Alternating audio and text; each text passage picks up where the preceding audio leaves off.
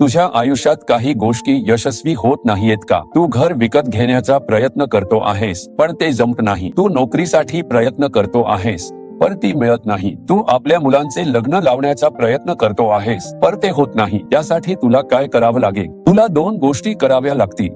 1. तुझे मार्ग परमेश्वराकडे सोपव. 2. परमेश्वरावर विश्वास ठेव. आपले मार्ग परमेश्वराकडे सोपवता जरी तुम्ही म्हणालात की मी प्रार्थना करतोय आणि विश्वास ठेवतोय तरी ते यशस्वी होणार नाही. तुम्ही आपले मार्ग देवाकडे सोपवले पाहिजे.